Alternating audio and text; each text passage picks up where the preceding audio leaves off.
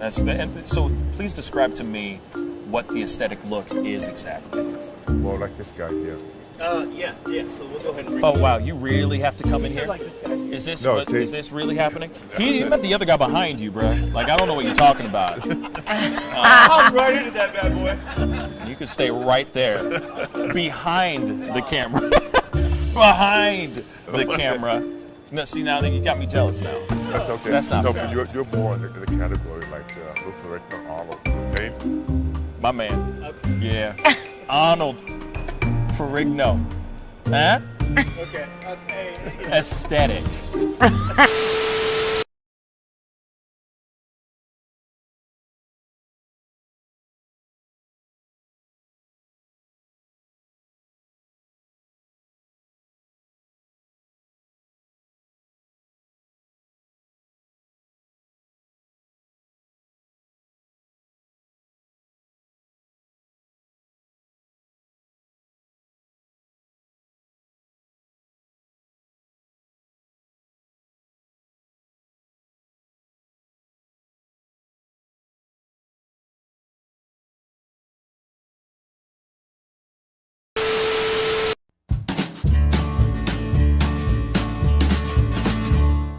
That's great, partner. You two ever go outplace everything in its proper place? That does not make sense, but we usually do go, we head to Kroger's and we work. Oh, yeah. I've got a lady waiting for me back home also. She has the most beautiful scrotum.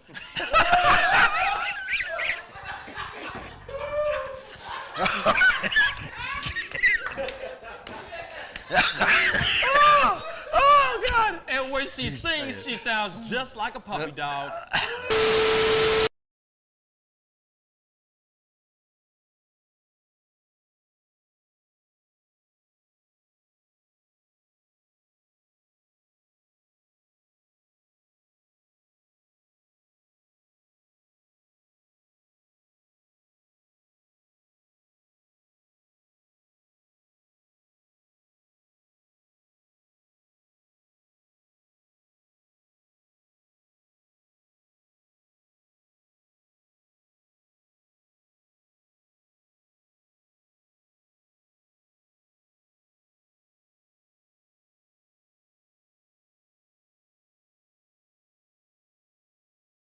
How do you nail a photo?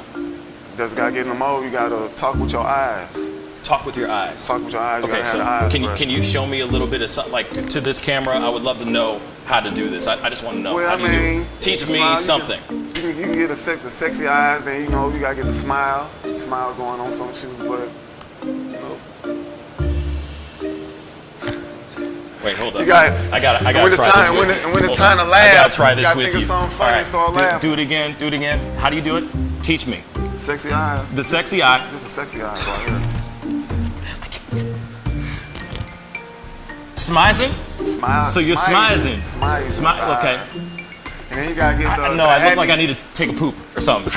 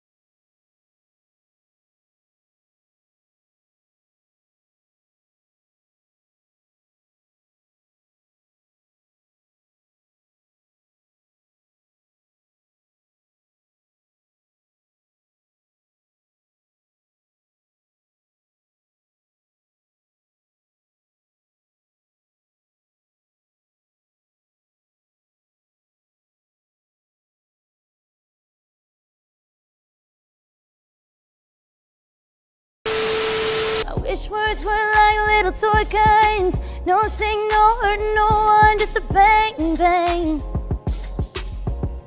Right? Is that it? Yeah, it's something like that. Just a bang, Toy bang, guns. rolling off your tongue. Toy guns. It's no smoke, no Bang, bang. bullets. Water guns. All right.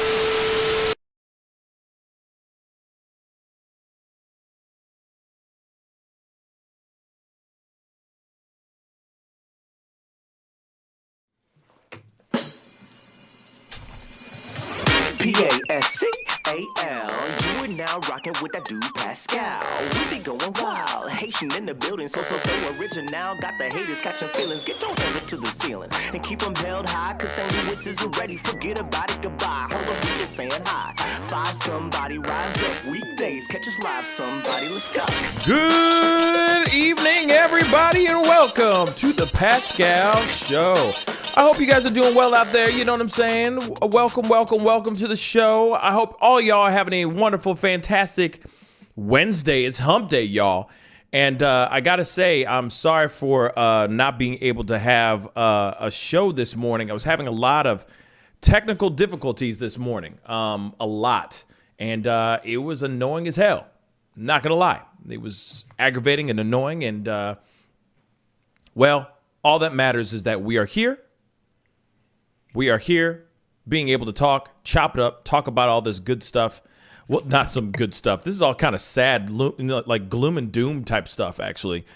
So I take that back for saying that. But, you know, as you see the comments or the title down below, there's a lot of things that we got to talk about. One of the main things that we need to talk about is Rush Limbaugh has died. He passed away at the age of 70 due to he lost his battle to lung cancer. He had stage 4 lung cancer. I don't know if you saw my pop-up video that I did when the news had broke, but it did. It is true. It is absolutely true. He is no longer on this planet. He was obviously a very popular conservative voice, or a popular voice in the conservative realm. So I have a feeling a lot of people are really upset. A lot of people who are on that side of the spectrum are very upset about the passing of Rush Limbaugh. I know that Trump is distraught. I know that he's very upset about everything as well. But we're gonna talk about that, of course, because you know there are a lot of people on the left that are kind of annihilating Rush Limbaugh. And we are going to talk about that because we need to. We need to. And I'll go into more detail about that here in a second. But my brother T is in the house. What's up, man? What's up to the Pascal family? It's been a couple of days since I've been on. Yes, Miss sir. you guys, and hope everybody is safe, and you know, everybody has enough food and lights and clothing, and because I know there's different things happening around the country right now, as far as, you know, of course, COVID, and also these winter storms. So hopefully everyone is, you know, in a place where they're safe and happy. Yeah, man, no doubt. I mean, you said it. You know, no need to reiterate what you said because it's true, very, very true. There's a lot of crap going on.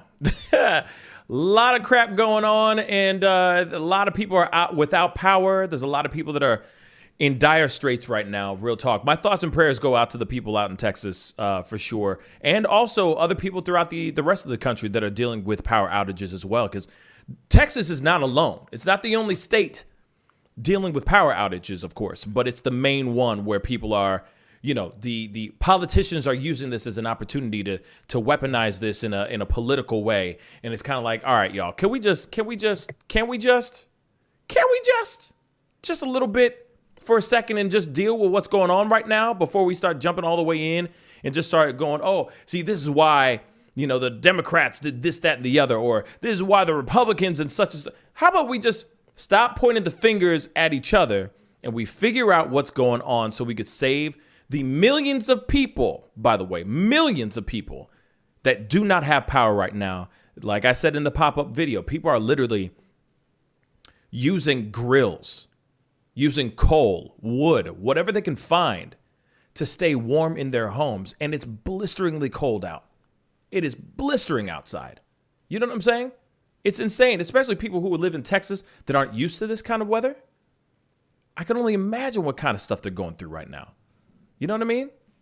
So, my thoughts definitely go out to everybody. We are going to be talking about that, of course, here a little bit more. But we got to talk about this Rush Limbaugh situation, okay? Right now, right now, there are people out there that are really going to town on the fact that he is no longer here. That some people are rejoicing. Some people are very happy that he is no longer on this planet. And then there's a lot of other people that are sitting there going like, hey, he was still a human being. He still had a life and all that stuff. The question I want to throw out to everybody out there, and this is a question I want to, send. I'm going to throw it to T and see what his thoughts are on this as well. And this is a question I saw on other platforms. So I'm just reiterating the same question. Should Rush Limbaugh or Limbaugh be celebrated? Just putting that out there. Should Rush Limbaugh be celebrated? T, what you think, man? Well, I haven't heard many positive things about him throughout his fame.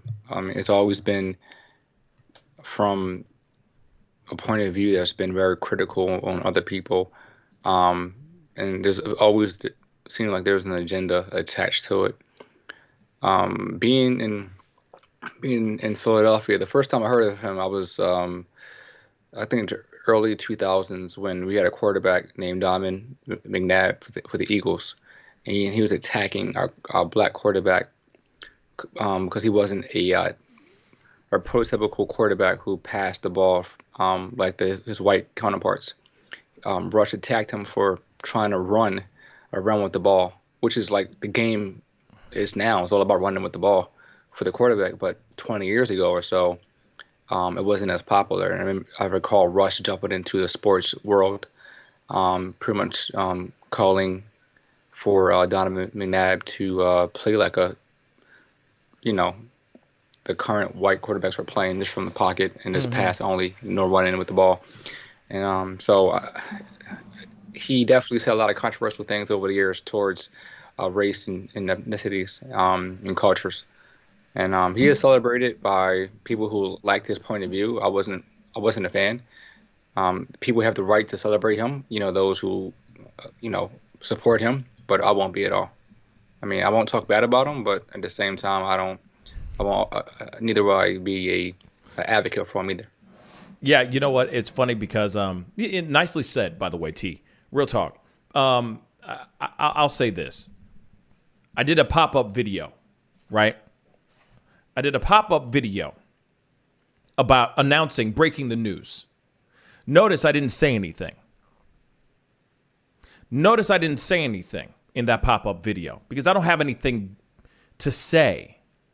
It's a tough one to say because you could easily sit there and say, hey, he was a human being. He did good things and therefore, or, I don't know if he did good things, but you see what I'm saying.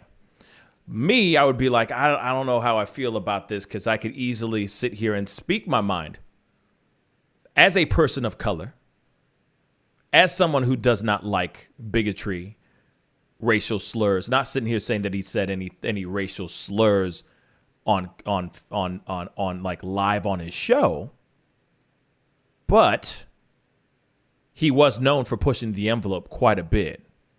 He literally had literally had a joke going on. I just saw this on an interview. He was just like, Puff the Magic Negro. Seriously.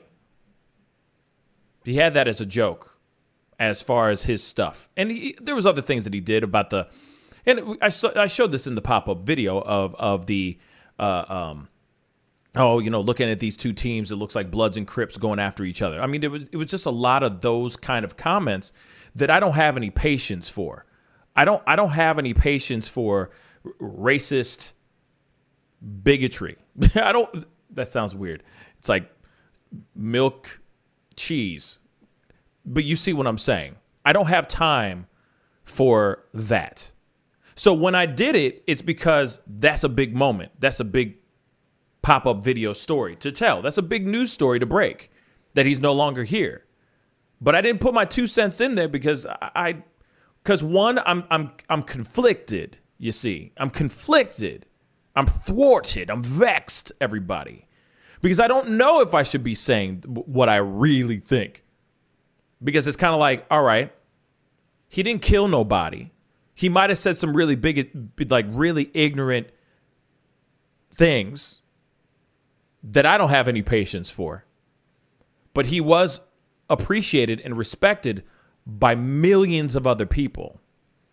So there's that struggle that I have inside of me that where I literally sit here and go, this dude is trash in my opinion. But there's other people that do respect him, right?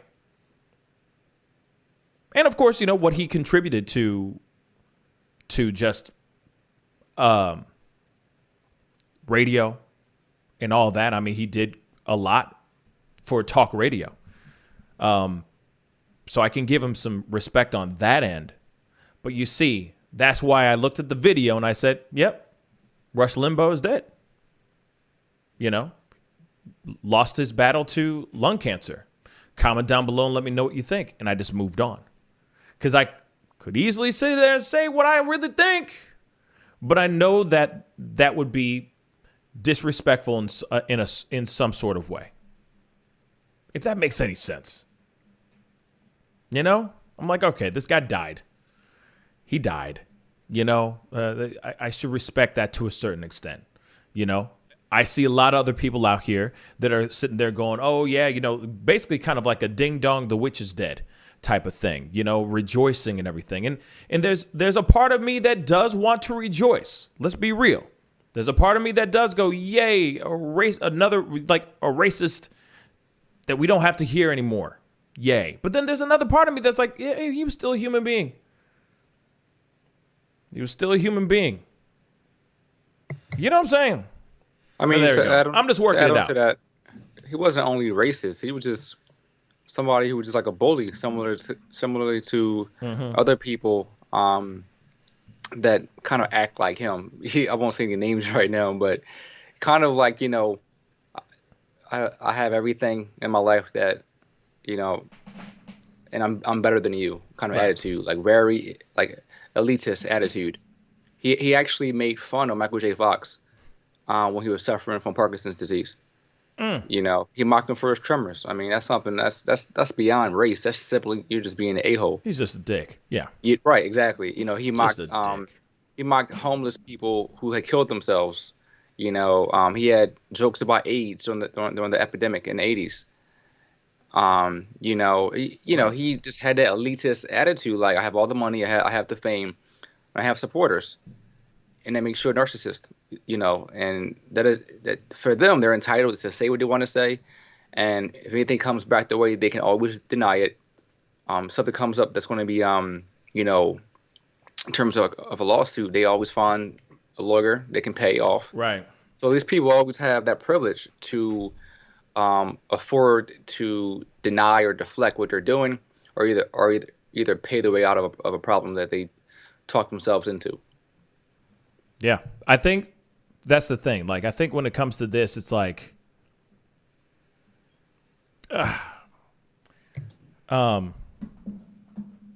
Shay said it pretty well. I'm just trying to find her. Okay, she said maybe we should play some of his sound clips. Actually, that's not a bad idea. But then she said, I don't know. I'm not glad he's dead, but he was a terrible person. And that's kind of what I'm saying. You know what I'm saying? It's kind of like, I don't wish ill will unless you're freaking, you know, some tyrant, you know? But if you're just some dick behind a microphone, okay. See what I'm saying? Like, you know, yeah. Unless he was he was moonlighting as a serial killer, you know what I'm saying? Then, you know, in a way, I'm kind of like, all right. But I'm not about to go online and do a video, break the news, and talk ish and go, well, thank God he did. Nah, I'm not going to do that. You know what I mean? I mean, for one thing, you know, no matter how much money we all have, or prestige, or power, or fame, none of us are exempt from, you know, karma, you know, or in this case, cancer, you know. And it doesn't matter how much money you have, sometimes you can't win that battle. Yeah. And I mean, he's 70, so he wasn't super old. There are people who are older than him who are still working every day, you know, in terms of politics and media. Yeah. So he wasn't super old at all, but he definitely you know, had to face reality this past year battling lung cancer. I mean, hopefully, no doubt. Hopefully he has some realization of his ways and antics, and hopefully he you know, tried to, you would say, reconcile with those he hurt. Hopefully, I don't know, but hopefully. Yeah. I mean, I hope he had like a little bit of a tour. You know what I mean? Kind of like an apology tour or redemption tour kind of thing. You know, make good with the people that he's burned before you cross over type of thing. You know what I'm saying? And there's a possibility he did that. There's a possibility, but it most likely would have been with all of his ex-wives. I mean, facts. You know what I'm saying? It probably was with all of his ex-wives. Like, baby, I'm sorry, and I'm sorry here, and then, you know, right. the fourth wife, obviously she got the golden ticket. Sorry to say it like that, but it's true. She gonna go home with the bag. You know what I'm saying? Depending on what his will was, you know, she going home with the bag, baby. I mean, that's what it is. Net worth was $500 million, so he had, you know, some coin. She going home with the bag. I think his last post on Facebook was like a diss at Biden. I think, if I'm not mistaken. Yes, his last tweet before he went before he passed 2 weeks before he passed, his last tweet was him going in on Biden. Basically. Wow. Yeah. What else is new? His last tweet to the world was him talking ish. Instead of going love one another, life is short. Eat it up while you can. This is what I've learned. These are my stories. You know what I'm saying? I'm forever changed, or at least changed now for the 2 to 3 weeks I have left on this planet. But I'm changed. He didn't do that. He just went ahead and, you know what I'm saying? But it is what it is. You know what I mean? Rush Limbaugh's gone. Limbaugh. Dead and gone. Limbaugh. You know, I don't even know how to pronounce his last name properly, but I feel like a dick. But there you go. Limbaugh, I think it is. Limbaugh. Yeah. Limbaugh. There you go. These are probably the last time. This is the last time I ever speak of his name anyway. But there you go, guys. You know what I mean? But what he contributed to talk radio, I do give him mad respect for, too, though. And yes, conservative radio was a thing, you know. Oh, that's interesting. Zozo Bob just said Rush's father was a conservative radio host in the 1950s in Missouri. Cape Girardeau? That's where he was born at. Yeah. Rush. So I'm assuming that's the same place. Yeah, he had some drug issues. He liked popping pills. I think that's why he lost his hearing, was because he was popping too many pills. It was like a side effect from the pills he was popping. Yeah. Reminds me of if you look back at his photographs, reminds me of Chris Farley from SNL. Yeah. He was that big, like as far as size, and using similar drugs. Yeah, well, yeah. Chris Farley's another conversation, although Chris Farley was actually funny. Yeah, he definitely was. He was actually funny. This guy, I don't know so much, but it's very interesting. Yeah, but, you know, there it is, dead at 70, you know what I mean?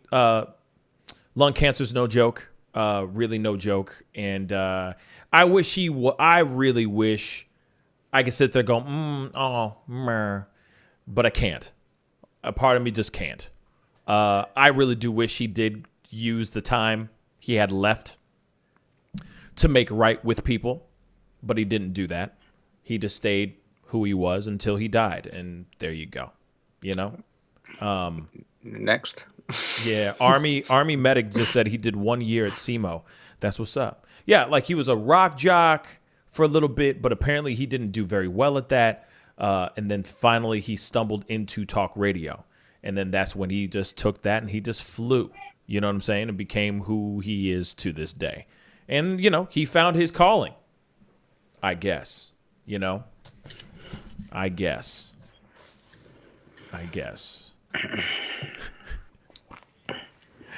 It's going to be a lot less tears shed today for many of his people that he pissed off. Yes. So I don't think. Yes, absolutely. Peace. But let's move on. And this is before we go into. Well, this actually goes into the realm of the. This actually goes into the realm of Texas and the power outages that are going on out there. One of the things that I found very, very interesting, and I did a pop-up video about it, but we're going to cover it anyway. Tim Boyd, Mayor Tim Boyd of Colorado County, Texas, was a real jerk. He was a real jerk and a half, y'all. He went ahead and put out a Facebook status, basically telling everybody to fend for themselves. Survival of the fittest type of thing. Yes, I did say Tim Brady, Panda. Yeah. Go ahead and bury me on that one. Sure, thank you. But what happened is, of course, he had to resign because who in their right mind puts a post like that up on Facebook or anything to the people that are out there scared out of their minds, trying to find a way to stay warm. There's power outages going throughout the state of Texas right now because of windmills, or as everyone else says, it's because of the green. I'm forgetting the name. The green something act. I forgot what it's called. Now I feel like a jerk. Now. But given the fact that it was that whole situation, he sat there and he puts out this thing because the community is actually hitting him up going, hey, what do I need to do? What do I need to do so me and my family can get somewhere warm and stay safe? Green New Deal. Thank you. The Green New Deal. Thank you, Carolyn. Thank you so much, Zozo Bob. Thank you. And Nolly. Thank you so much. So yes, the Green New mother freaking deal. Okay.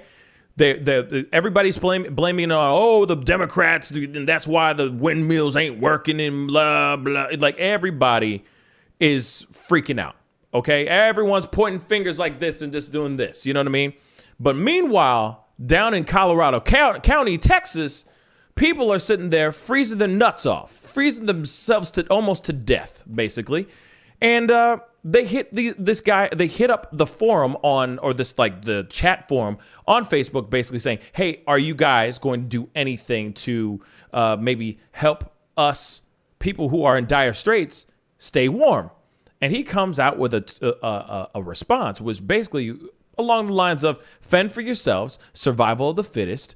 If you can't handle your stuff, then your parents, your family ain't raising you right. You ain't raised right. If your family can't figure out how to get water and keep you warm right now, then you haven't been raised right. Facts. That's literally true what he said. True that's what he said. That's what I meant. I don't agree with what he said. He's just that's true with what he said. Real talk. Dude said it like that, man. Said it like that, T. Said it like that, and it was like nothing. It's again, that's the entitlement.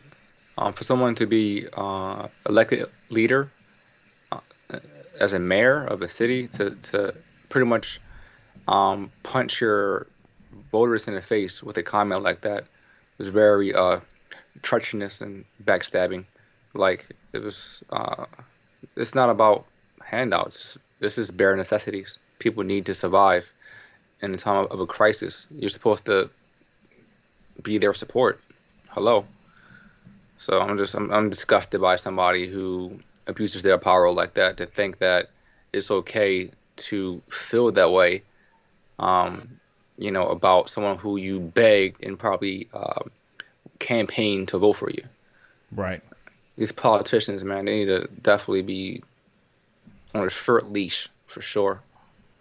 Yeah, I mean, and the thing is that this is somebody who got voted in, and this is a person that they're supposed to turn to for hope, guidance, etc.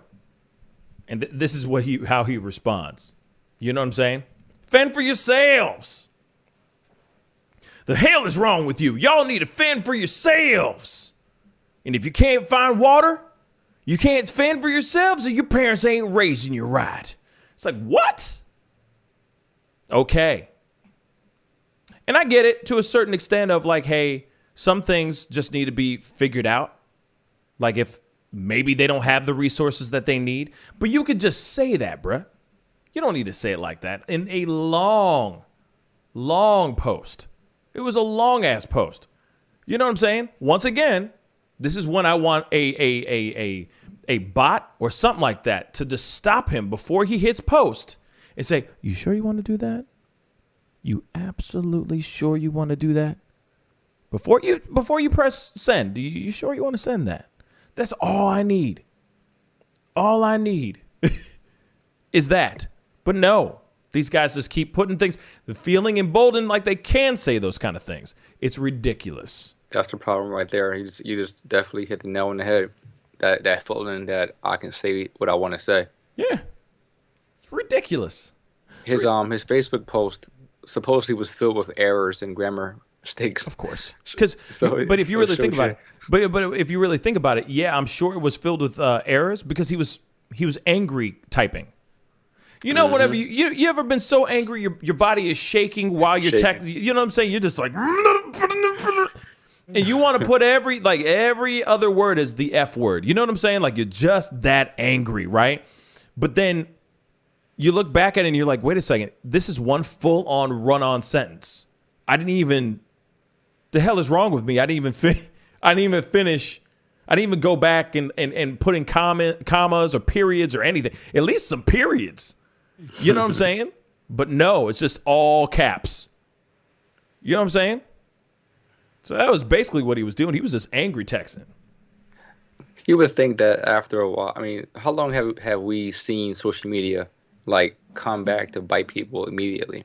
You would think people would just stop putting things out there that they know was controversial. You would think they would put it down in a notebook somewhere, write it down in their own house, but they post it online.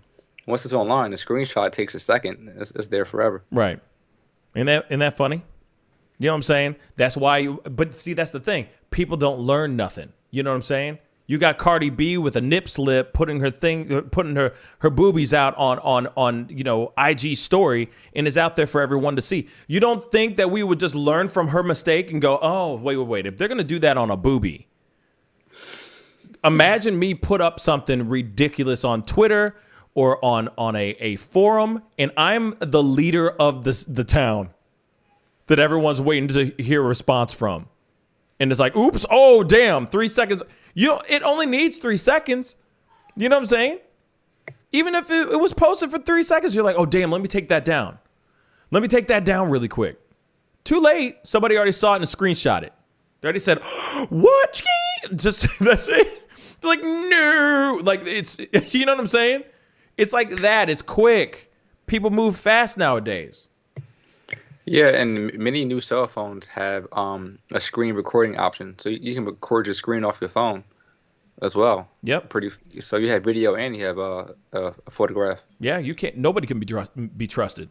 Actually, T is screenshotting and screen recording this entire conversation. So when we go off live and I'm talking ish about everybody who watches this show, he's gonna use this against me later. And you know what I'm saying? See what I'm saying? No one is safe.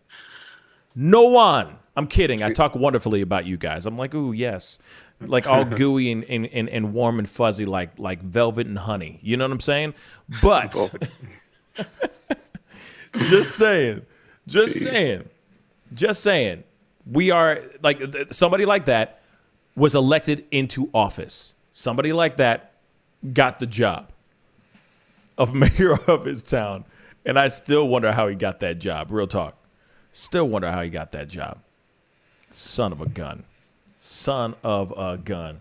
Man, let's see. Good evening to everybody who's coming in and filing in on YouTube and on Facebook. I appreciate all y'all for coming in. You know what I'm saying? We got, I think, hold up. Wait a minute. I got this new setup. Mia on Facebook. Hello. Thank you so much for tuning in. You know what I mean? Appreciate you coming on. And for all the new faces on YouTube as well, good evening to all of you guys. I appreciate all you coming on and being a part of the conversation this evening. What am I missing? Did I miss something? No, I'm more bad at saying Pascal is taking attendance. Yes, I am. I am taking it. Bueller. So yes, Juanita just said I survived a hurricane. What, recently, Juanita?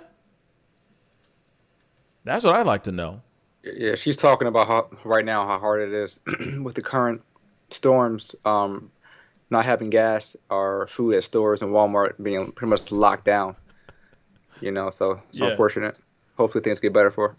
Yeah, no, I hope so too. You know what I mean? Prayers and thoughts go out to you. She said no. Okay.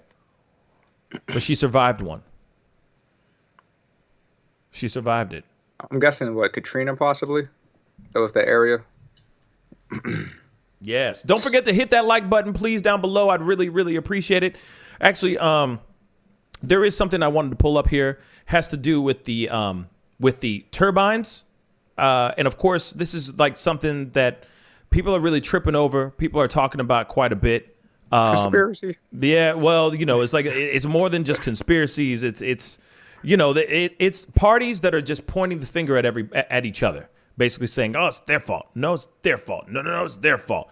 So I figured, let's check out this video. It kind of gives us a better understanding, you know, of what's going on.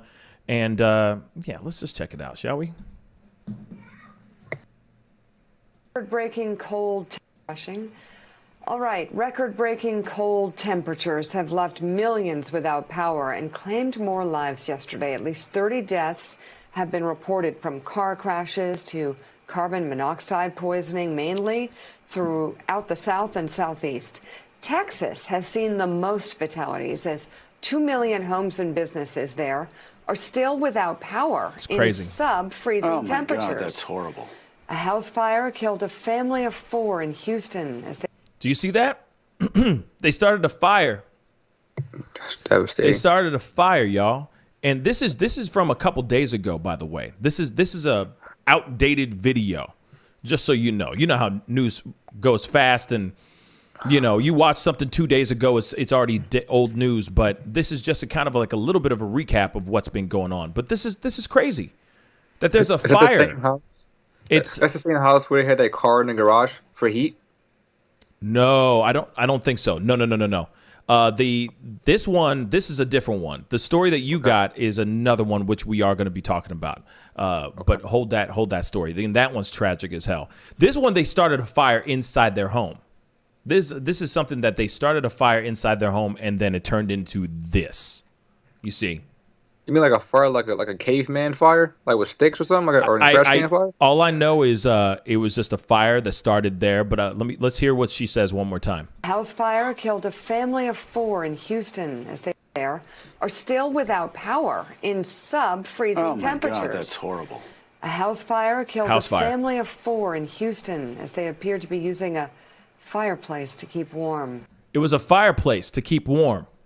How did it turn into that? I mean, we're only 30 seconds in this B. We got to keep it moving. But I'm just saying, that was a fireplace that started that fire. And those are all condominiums. You know what I mean? Like townhouses and stuff. So that's a whole bunch of houses going up in flames right there. There's a whole bunch of units, let's just say, going up in flames. That's insane, y'all. As Texas struggles through freezing temperatures and power outages, frozen wind turbines have caused conservative politicians to criticize the state's reliance on renewable energy. But the wind power actually only makes up a portion of the lost energy in Texas. Yesterday, an official with the Electric Reliability Council of Texas said that 16 gigawatts of renewable energy generation, mostly wind generation, was offline. However, nearly double that, 30 gigawatts, had been lost from thermal sources, which include gas, coal, and nuclear energy. And state energy officials and experts reported that the major outages in the power grid came from thermal sources, such as natural gas and coal, not renewable sources. So, Willie, I know this will come as shock to nobody, but Greg Abbott's lying through his teeth. One more time. By midday Monday, state energy officials and experts were reporting that the major outages in the power grid came from thermal sources such as natural gas and coal, not renewable sources. I just want to point that out one last time because everybody's trying to push and make it seem like it's something else, but it's not correct. It's not correct at all. They're sitting there going, "Oh, we should be using fossil fuels and natural gas and the coal and everything because these supersized fans are turned off because it's cold. They froze." You know what I mean? Tucker Carlson even covered it. You know what I mean? Talking all that and laughing and everything. And it's like, you know what? Sorry, that was his laugh, just so you guys know. But that's the thing. They're reporting the news. They're reporting things that are baseless. And he's blaming renewables for the grid going down. The facts in his own state by the Texas government, by people who follow this show, he's just lying through his teeth. He can't blame AOC. He can't blame the new Green Deal. He can't blame renewable. It's all his fault and all the fault of the Texas lawmakers who continued to underfund their energy infrastructure. And what a strange instinct to, in the middle of this crisis with 4 million people out of power, as Mika just read, people dying in the state of Texas because they don't have any power and they don't have any heat, to rush onto Hannity and blame a congresswoman from New York for the Green New Deal, which doesn't exist. The governor of that state, it wasn't some pundit or a radio show host, the governor of the state, who's theoretically, ostensibly managing the crisis, rushes out to blame somebody else. Ted Cruz, a Texas senator, repeatedly has mocked power outages in California, now being criticized as Texas grapples with winter storms that have caused many to lose power. As we said, after being called out by The Hill, Senator Cruz owned up to his old tweet yesterday, tweeting, "I got no defense. A blizzard strikes Texas and our state shuts down. Not good." Texas Governor Abbott corrected criticism of the state's... Good for him for owning up to that. At least. That's a surprise. With his last Mohican looking ass. Haircut and with his last Mohican looking ass. Let's continue. Yeah, he did anyway. And Texas Governor Abbott corrected criticism of the state's power intake on Monday, tweeting that natural gas and coal generators also were responsible for the freeze. This, though, was before appearing on Fox News to blame the outages, as I said, on the Green New Deal. Here it comes. This shows how the Green New Deal would be a deadly deal for the United States of America. Texas is blessed with multiple sources of energy, such as natural gas and oil and nuclear, as well as solar and wind. But you saw from what Trace said, and that is our wind and our solar got shut down, and they were collectively more than 10% of our power grid. It just shows that fossil fuel is necessary for the state of Texas as well as other states to make sure that we'll be able to heat our homes in the wintertime and cool our homes in the summertime. But didn't we just say in the beginning, just so you know, didn't they say that the majority of it was from natural gas and coal, from fossil fuel, etc.? Didn't they just say that? Didn't they just say that? And then didn't he just go on his twits and tweet out basically saying the opposite of what he's saying right now? I just want to make sure. T, you're my witness. Can I get a witness? Am I correct on that? Thank you. I just want to make sure I'm not losing my damn mind. Okay. So he now goes on to Fox News and starts doing this other song and dance. Why? ¿Por qué? ¿Por qué, guys? I mean, I'm sorry. We're not...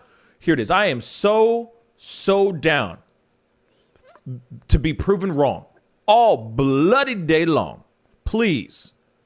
I'd love to have a show of just being proven wrong every show. That'd be fun. Actually, that'd be fun. That'd be fun. I'd be like, oh, wow, I didn't know that. I would do the Johnny Carson. I did not know that. The entire time, man. For real, dog? Bruh. Whoa. All the time. But what's funny We're listening to it from the horse's mouth right now.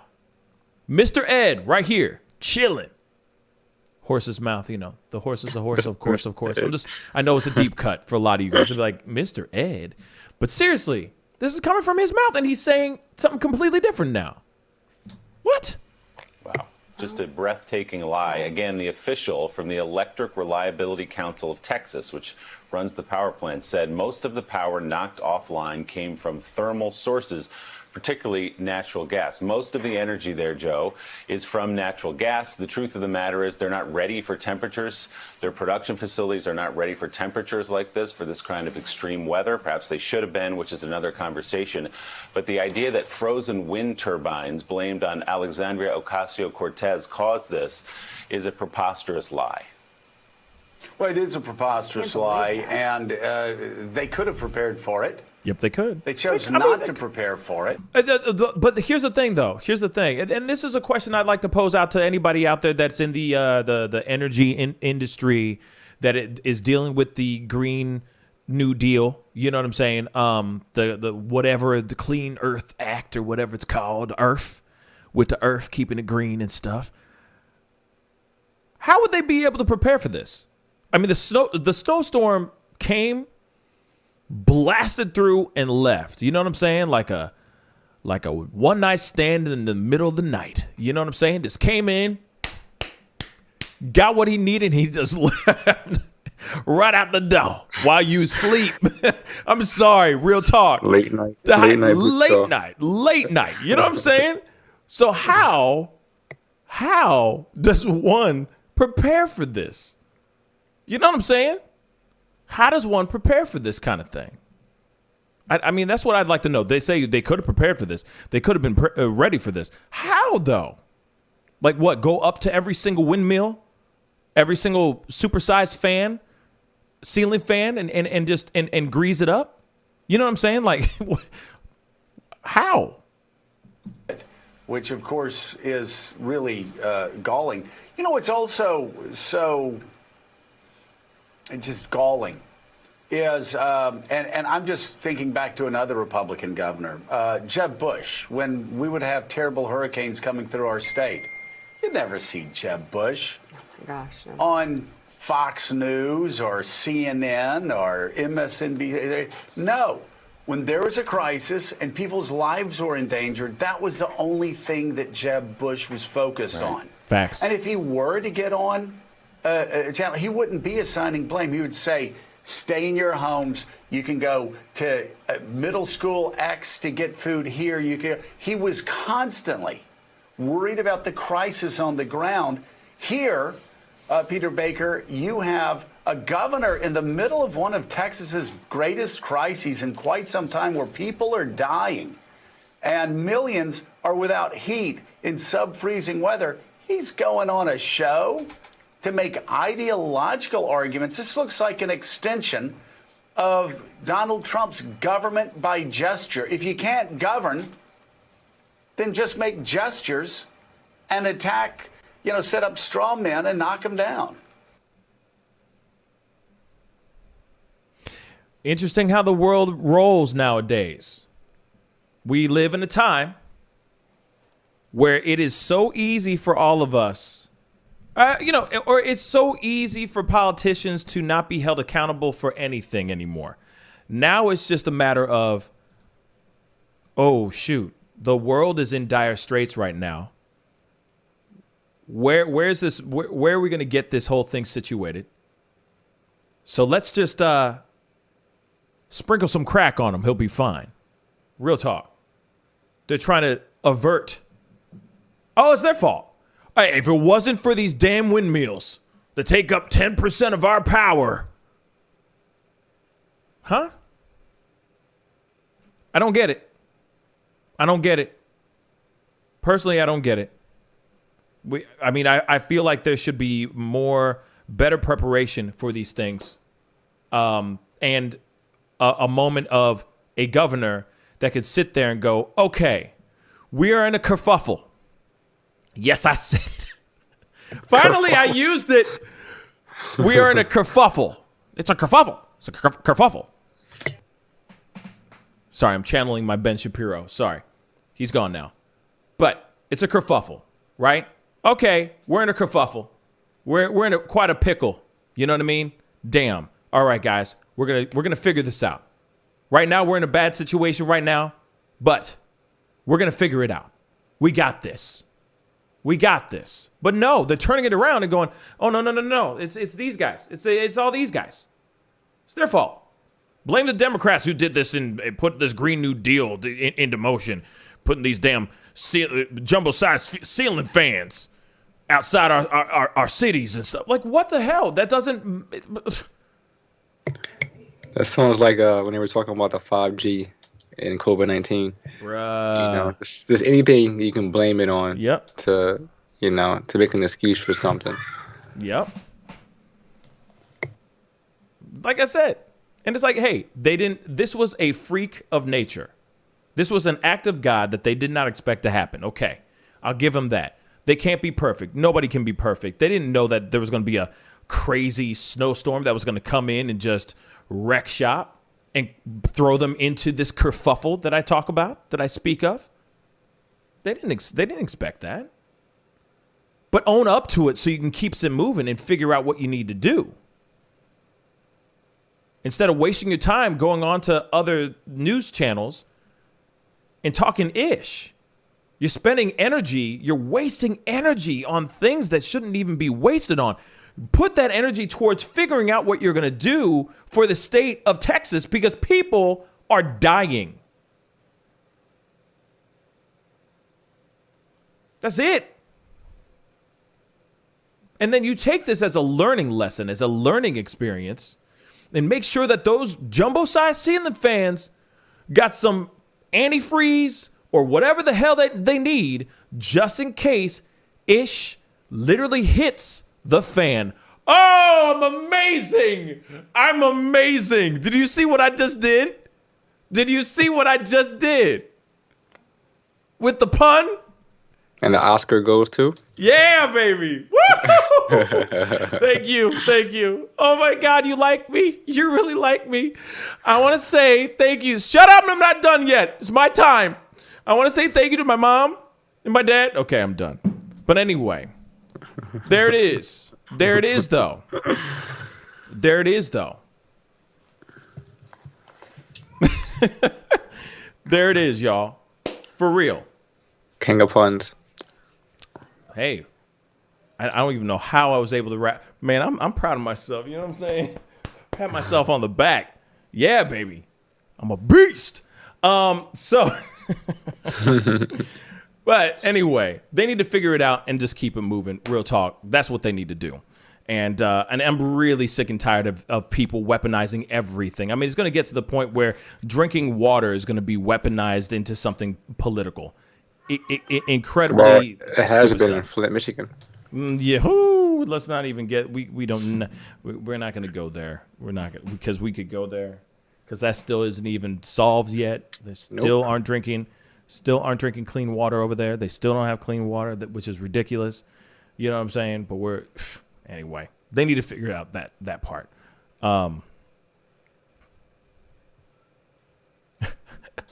Did you see what Stryker said?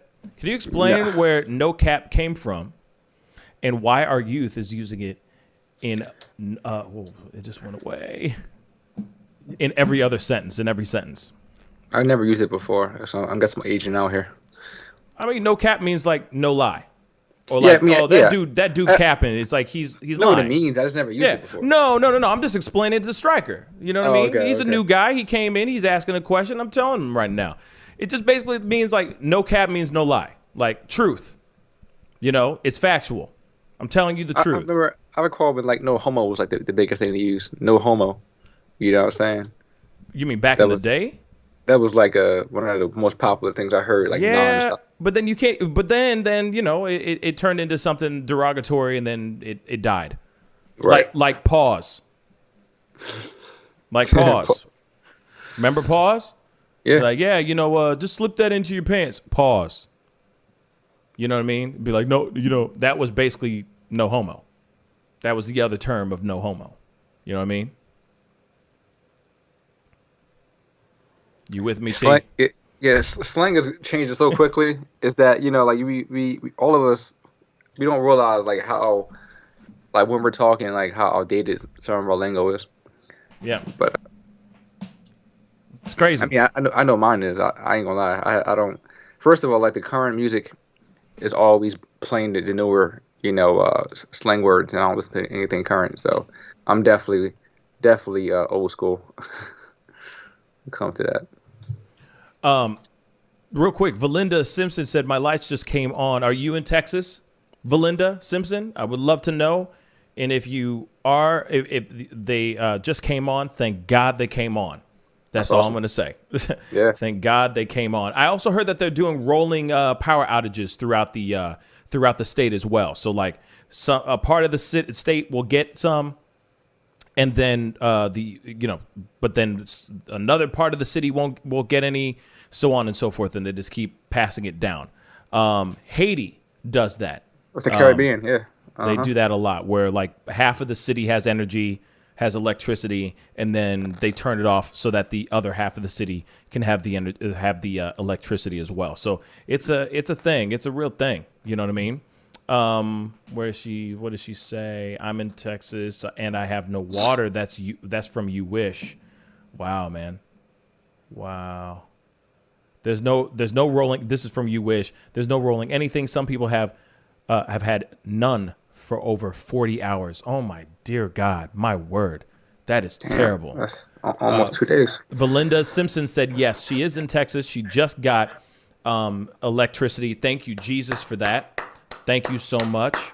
Actually, Valinda, if you don't mind calling in onto the show, or You Wish, if you don't mind calling in on the show, I would love to hear what it's like over there right now, dealing with all this. 314-766-4581. Please give me a call, because I'd love to hear what's going on. This is terrible.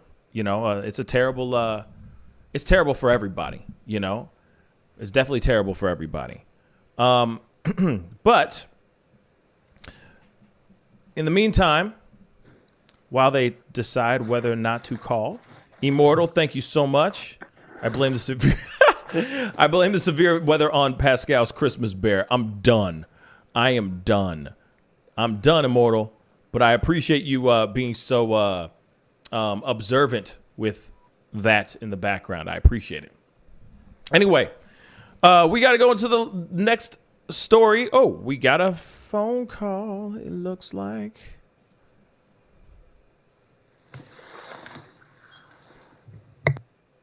Hey, you're on the mic with the Pascal Show.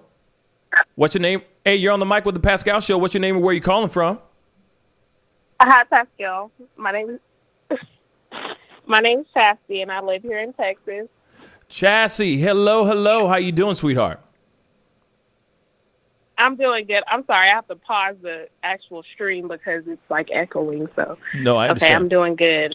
Yeah. So tell me, you're out there. You're in Texas. There have been power outages all over the place. So how are you handling this right now? First off, how are you handling the situation? So I've actually been okay here at my apartments. For some reason, I believe because I'm on the same grid as the hospital, we have maintained our electricity. However, our water has been out for at least like 8 hours now. And most of the people that live here in the Metroplex have had no electricity whatsoever for the past 2 days, since early Monday morning. Oh my God. So then, Chassie, I got to ask you, how are you guys getting through this time? I mean, if it's been days on end, how are you staying warm? How are you getting water, food, etc.? What are you guys doing? Well, for us, we actually took heed because I was really adamant about believing the weatherman when they told us that it was going to be like unprecedented, historic type of weather that we're getting, especially after that crash in Fort Worth. I live just a couple of miles from where that huge crash happened. So so after that, I made sure that we stockpiled on everything that we needed. But most people are just literally freezing in their homes because it's hard to travel around to get to people who do have electricity. And so people, especially the elderly, they're having a really rough time. And people with children, and that's how you found those people who've gone into their garage. I've seen several people sitting in their cars, but I live in an apartment complex, and there's cars slipping and sliding all over the place. Yeah. So it's really scary. Mm-hmm. Yeah, no kidding. What area of Texas are you in?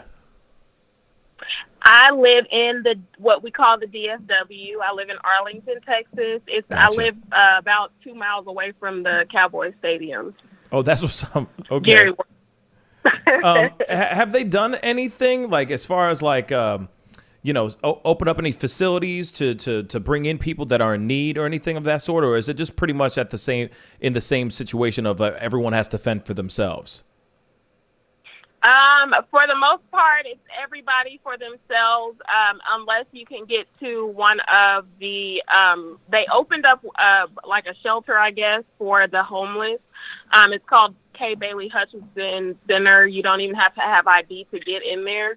And they also opened up what they call these warming centers, so people can go and congregate there at the warming centers for electricity. Otherwise, you're on your own. And they're telling us, like, you can boil water because there's no time frame on when your electricity is going to come back on. There's no estimated anything. They just told us, it is what it is. You figure it out. You bundle up.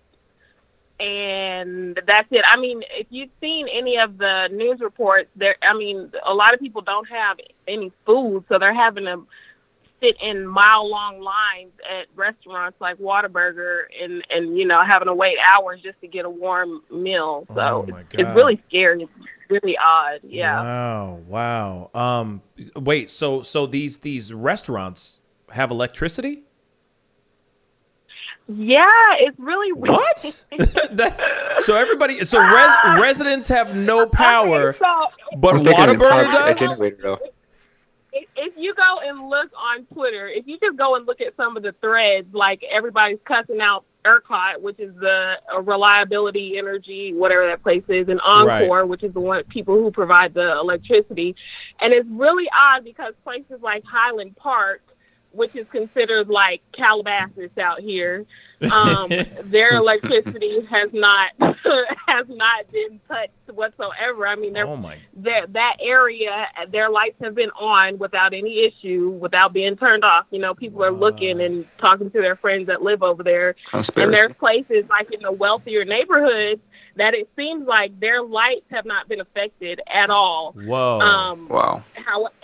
Yeah, and so, there's people across the way like, okay, all these buildings in downtown Dallas, none of their lights have been affected. These are empty buildings, by the way, that have had their lights on the entire time. And I don't know if it's backup generators or whatever else.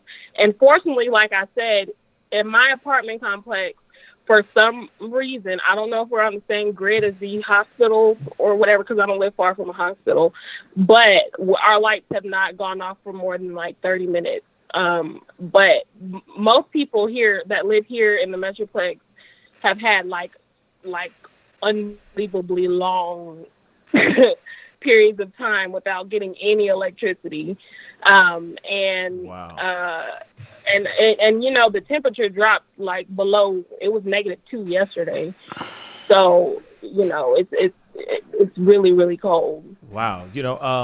Real talk. I mean, I'm sending nothing but warm love and hugs from this area, from my area, from me right now, because I mean, I can only imagine what you guys are doing. So let me ask you then, what are you doing to pass the time? I mean, obviously watching the wonderful show called The Pascal Show, but aside from that, what are you doing to pass the time?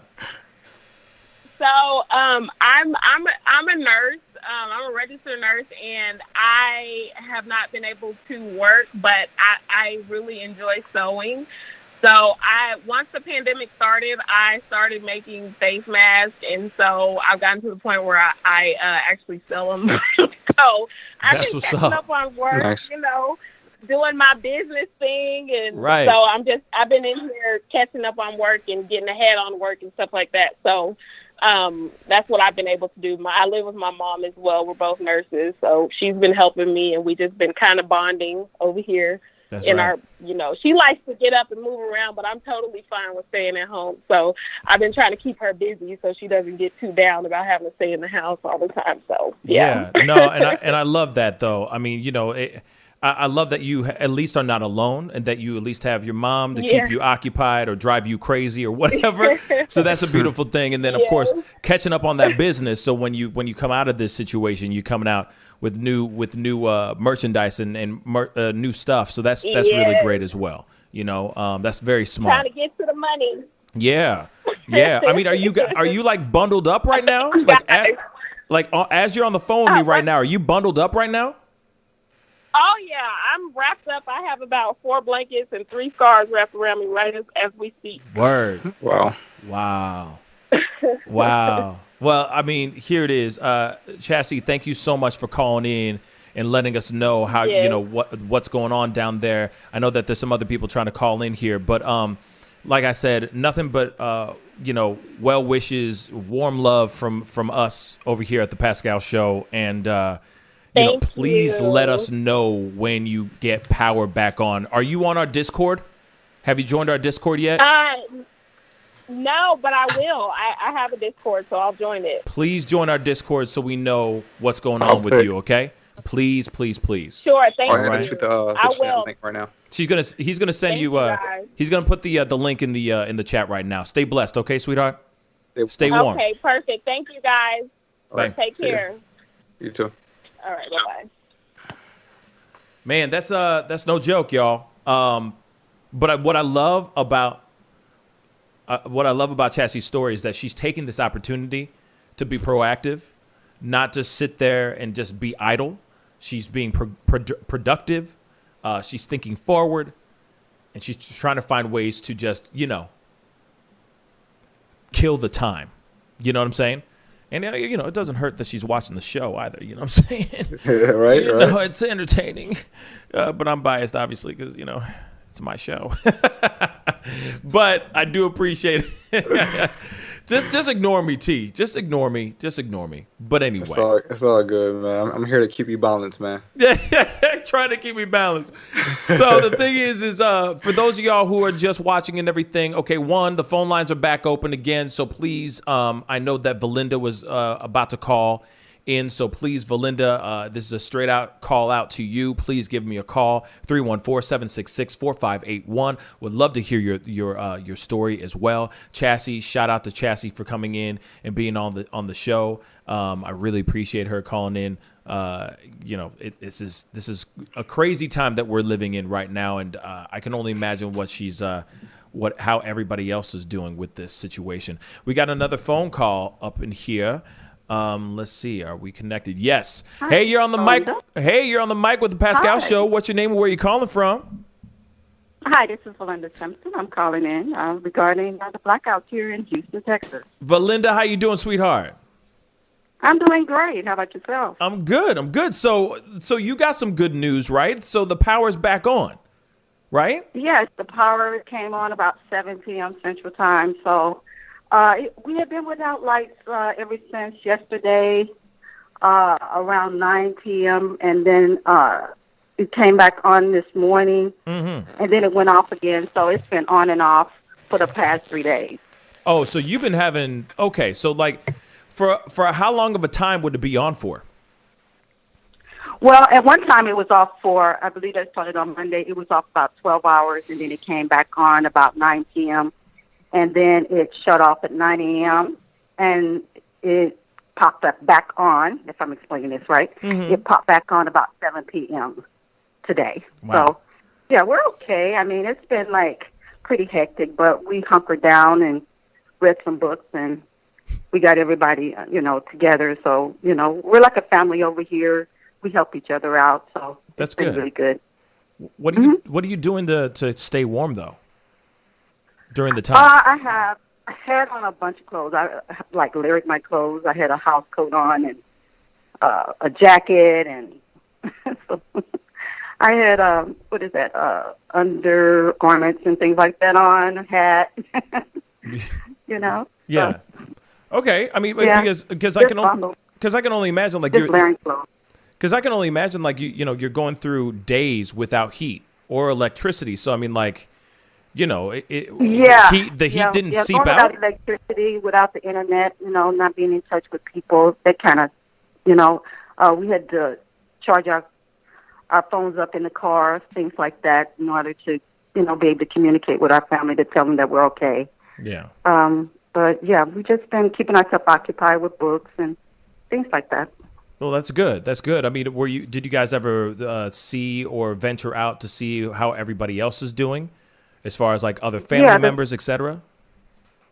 Yeah, we did. Yesterday afternoon, my daughter, she decided that she wanted to see how the roads was, so we ventured out and we went to the stores, and a lot of things were off the shelf. I mean, there's barely anything left on the shelf at a lot of these supermarkets.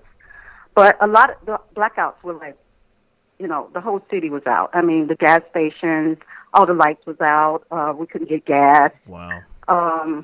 When we did venture out, though, the roads were clearing up, so we could get through the roads and go to different places without, sliding or, or being, fearful that we may be in an accident. So the roads were clear. Right. Wow. That's crazy. Have you heard any stories on your end in regards to like other people in dealing with this? Like any crazy stories? Have you heard any? Yeah, crazy I heard stories? about somebody that was using a grill to warm themselves up. Mm-hmm. I've been hearing stories like that. I've heard of people not having water and food and stuff like that, but I'm very fortunate that I'm in a community where we work together. I had a neighbor to bring water over to me, and that's nice. So we try to work together over here. Yeah. So. And now the fact that you have electricity for now. I do. I'm so glad that the internet came back on. Yeah, you've been able so to I can watch the show. Yeah, So is Pascal. I appreciate My that. daughter was going crazy without the internet. It was. Oh, I bet. Trust me, I know that feeling. The internet is everything Yeah. for everybody now. You know what I mean? It but does so much. We're fine. That's good. So everything's great. I'm glad to hear that, Valinda. I am.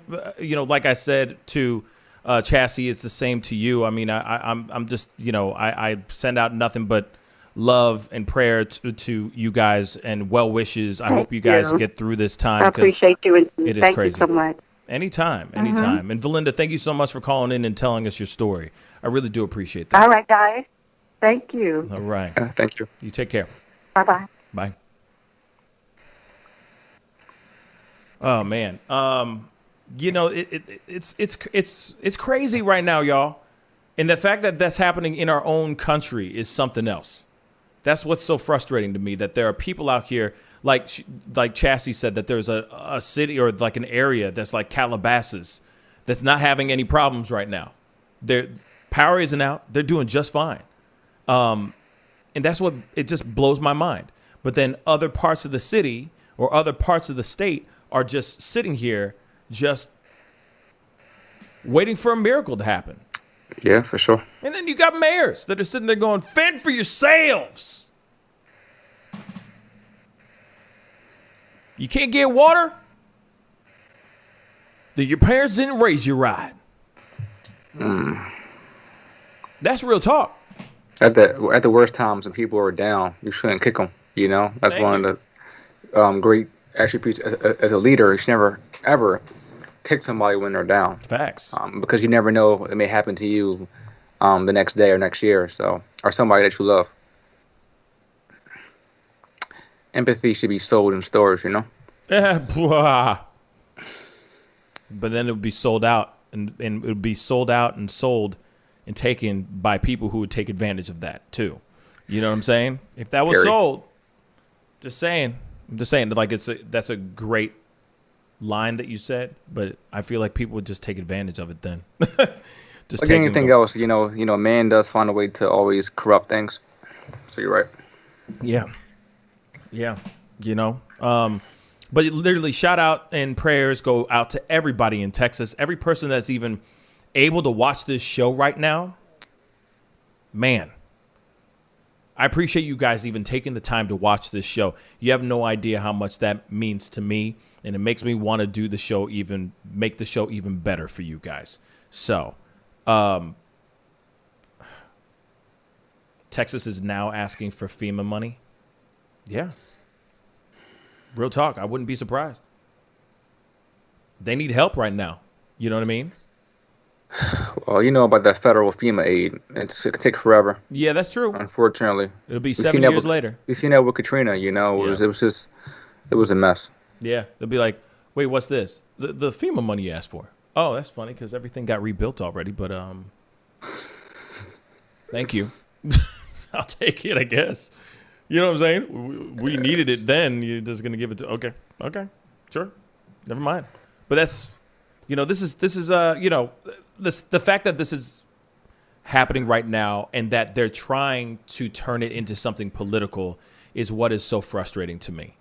That's how politicians make their rise to fame. Yeah. Is by pretty much not extorting, but trying to find the word, taking advantage of exploiting. Taking advantage of any opportunity that they can. Yeah. They don't care about the poor. Nah, all they want is the poor man's vote, and they're gonna promise them sweet nothings in return. And then years later, they're the head of, the state or even the government, and they still don't care. Yep. They don't. They don't. And it's funny because it's like, man, they just need to get this thing figured out as soon as possible. And it's frustrating that this is happening right now. They need to come up with a better strategy for their electrical grid or their electrical setup, because I understand that they're basically wanting to treat Texas like it's their own country, and all that. And I get that. But there's some things they need to figure out, and stop pointing the finger at everybody else and just look at themselves and figure out what needs to be done so that everyone can get power back, can get electricity back. You know what I mean? But definitely, guys, hit that like button. Most definitely crush them likes. If you don't mind, please send those likes all the way up. Love to see it get past 50 likes over here. I'd really, really appreciate it.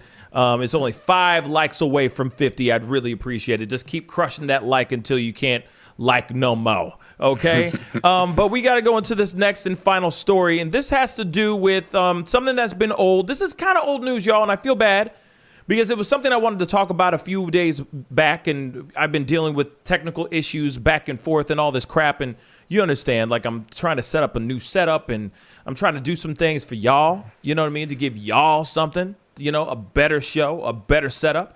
But while I'm doing this, I've been dealing with a lot of kinks, let's just say that. A lot of issues back and forth. But we most definitely have got to talk, and this is the final story of our show today. We have definitely got to talk about Governor Cuomo, New York's Governor Cuomo, and his undercounting of COVID-19 patients or COVID-19 nursing home deaths. We definitely need to talk about this.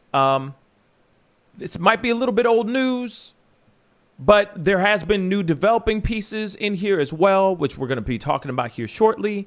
But I wanted to give you guys a quick little synopsis, let's just say a little bit of a catch up, if you will, so you guys can see, just get a reminder of what's really going on with this whole situation, nursing homes, COVID-19, and the lack of numbers. Let's get it. Coronavirus in the United States. Governor Andrew Cuomo received accolades for his handling of it. He even wrote a book touting his leadership during the crisis.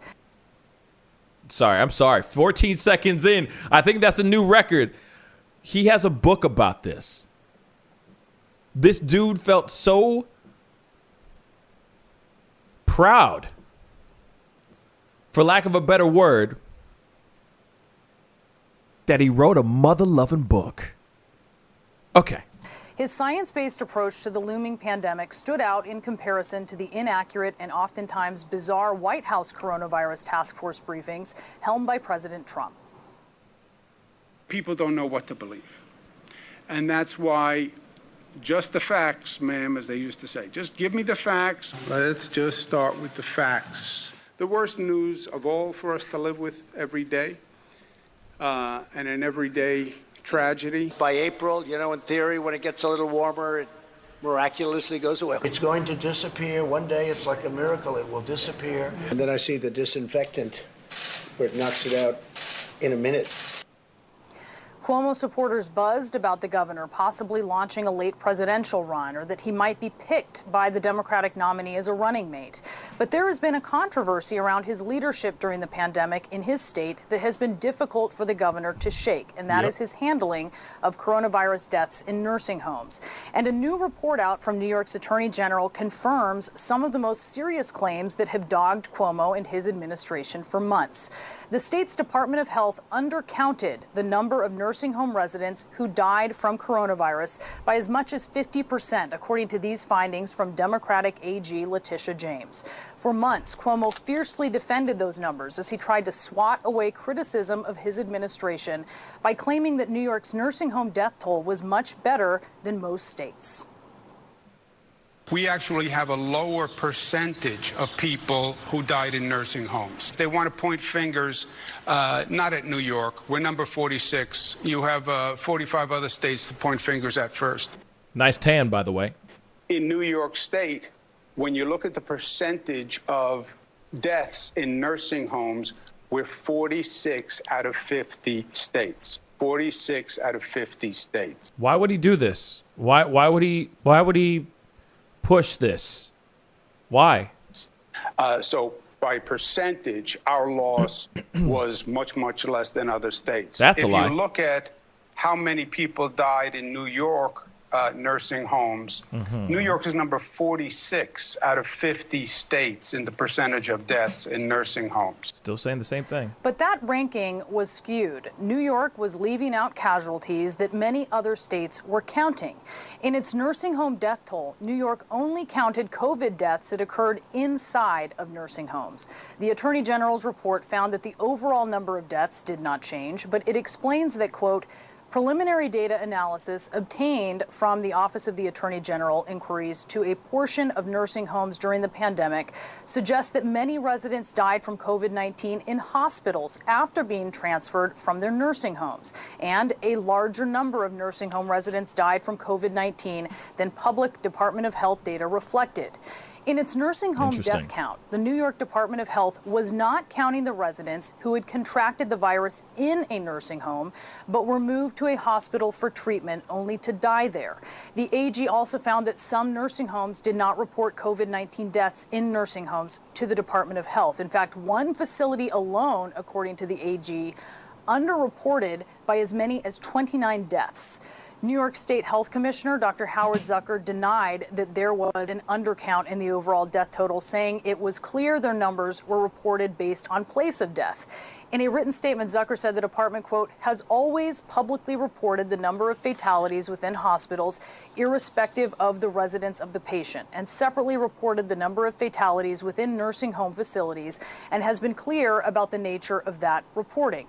The state health department appeared to acknowledge the accuracy of the report's claim by updating its COVID death count for nursing home residents last night, with the caveat that an audit has not been completed. The DOH says 3,829 nursing home residents confirmed to have COVID-19 died after being transported to a hospital, and that brings the number of suspected and confirmed nursing home deaths to 12,743.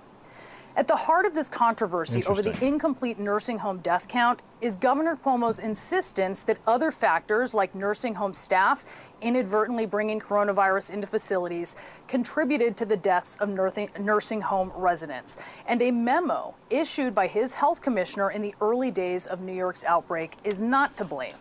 Now, that March 25th order specifically for staff at hospitals and nursing homes who are involved with patient admissions, transfers, and discharges said that with a doctor's okay, patients can be returned to nursing homes. Quote, no resident shall be denied readmission or admission to the nursing home solely based on a confirmed or suspected diagnosis of COVID-19.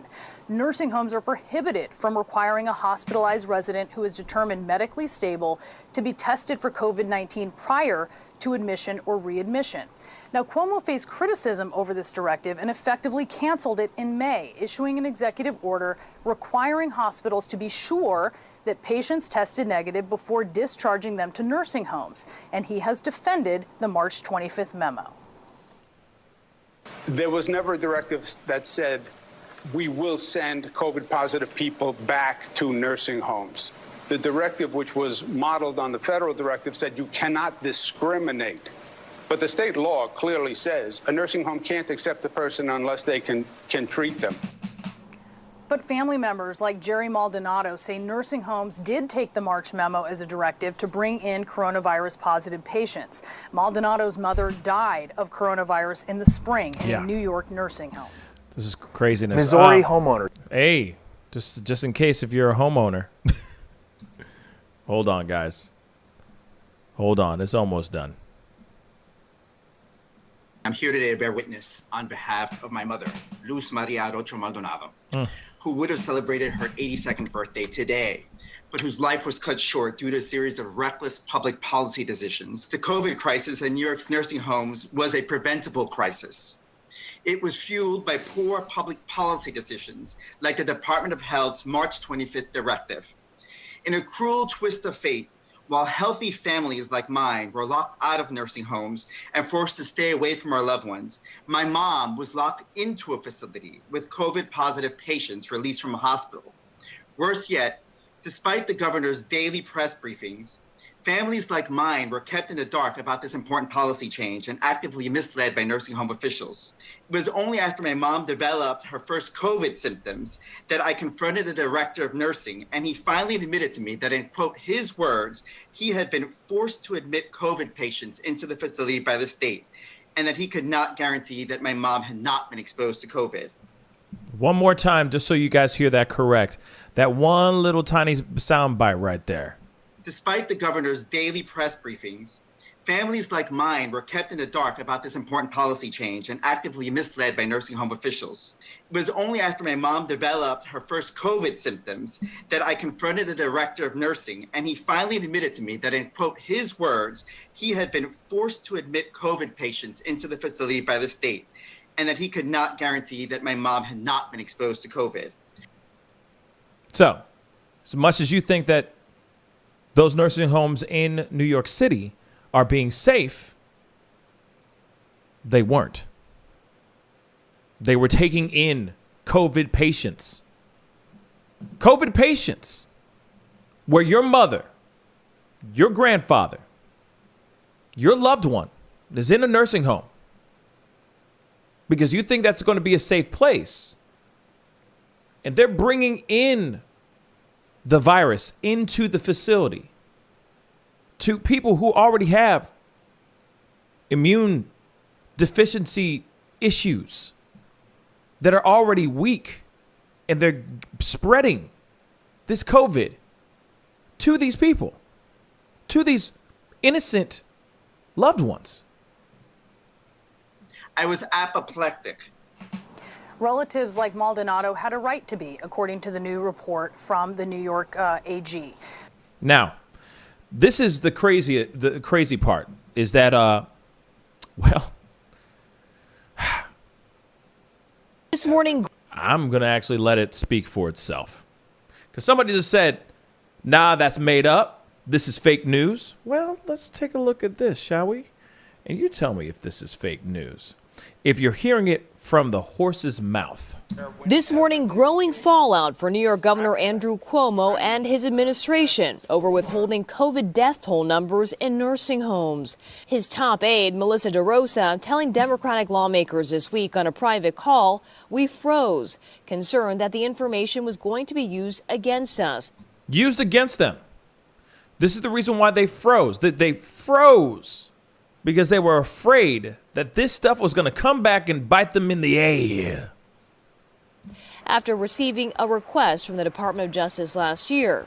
Those comments, first reported by the New York Post, sparked immediate backlash among lawmakers on both sides of the aisle. Democratic State Senator Andrew Gennardez tweeting, "This is a betrayal of the public trust." Republican Congressman Tom Reed says he's filing a criminal complaint against Cuomo's aide. She needs to be arrested. Responding to the criticism, DeRosa released a statement clarifying her remarks. "We needed to temporarily set aside the legislature's request to deal with the federal request first. We informed the houses of this at the time. We were comprehensive and transparent in our responses to the DOJ, and then had to immediately focus our resources on the second wave and vaccine rollout. We could not fulfill their requests as quickly as anyone would have liked." The growing scrutiny comes just weeks after New York Attorney General Letitia James released a report claiming the state had undercounted nursing home deaths by as much as 50%. I'm going to tell you something real quick. This Letitia James, AG James, she is not to be messed with. Nobody is safe. No one is safe with her. Like, no one can be hidden. She will find you. She will find you. State health officials acknowledged the death toll was more than 15,000, much higher than originally reported. On Friday, 14 Democratic state senators called to repeal Cuomo's emergency powers in the pandemic, joining the Republican-led effort. Governor Cuomo defended his administration's actions in late January. A third of all deaths in this nation are from nursing homes. New York State, we're only about 28% only, but we're below the national average in number of deaths in nursing homes. But who cares? 33, 28, died in a hospital, died in a nursing home. They died.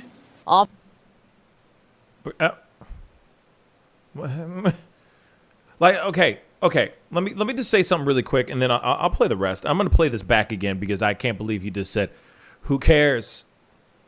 What? Dead is dead." Basically, he said, "Dead is dead." But I used to be a fan of this dude. I really used to be a fan of this dude. And I get it that there's a lot of there's a lot going on. You know, and there's a lot of stress and a lot of pressure, and he's trying to balance all these things. I get all that, but this does not make sense to me. Why would you do this and then try to cover it up and not actually fess up to the truth? And what I mean, Panda, by the way, is that I was a fan of how he was handling things in the very beginning of the pandemic. When the pandemic was happening, he was actually pretty damn good in the very beginning. But then now it's just, man, like I said, you can be a fan of somebody, then 2 seconds later go, what? No, I take that back. But he really just said this. 28, died in a hospital, died in a nursing home. They died. Often praised for his leadership early on in the pandemic, the governor is now coming under fire and tackling a new crisis. Oh, God. And Governor Cuomo was at the White House yesterday to discuss COVID relief with other governors and mayors. And while in Washington, he did not address the ongoing controversy here in New York. Okay, so there it is, guys. There's that story. There's that story for you guys. And I'm going to be honest, I was really surprised. I was really, when I heard about this story, I was like, whoa, this is a much bigger story than what I was seeing in the very beginning. And now that this is out, and now that we see it, he responded, and he's like, yeah, what's the big deal? Who cares? They're just a few numbers here and there. What's the big deal? Now they are trying to get him to step down as governor. They're trying to impeach Governor Cuomo. Now, this is the question I had out there, and there were some people that were responding like, you really going to ask a dumbass question like that? Well, yeah, because I want to hear from other people. You know, I looked at I saw everyone's, I put a poll out there, on the community page. So if you hadn't gotten a chance, be sure to make sure to look at the community page, because I've been doing these polls lately. You know what I mean? So next time, get your booty to the poll and vote, because I want to hear your thoughts on this, on certain situations before we do a live call in, etc. Now, do you think he should step down for this particular situation? Yes or no? I'm going to throw up the phone call, or I'm going to throw up the phone line. The phone line is ready for you to call in. I want to hear your 2 cents on this. Some people are saying that he shouldn't be impeached, or he shouldn't step down. He shouldn't resign, right? So give us a call. 314-766-4581. What are your thoughts? You think Cuomo should be stepping down or no? This also, by the way, while we wait for a few phone calls to come in, this is also tarnishing and also messing up Chris Cuomo as well. My understanding that he is now being put on hold for on his show on CNN, if I'm correct. So it's now even affecting his own brother, his own little brother, and his brother's show on CNN now. All of this ish that's going on. So,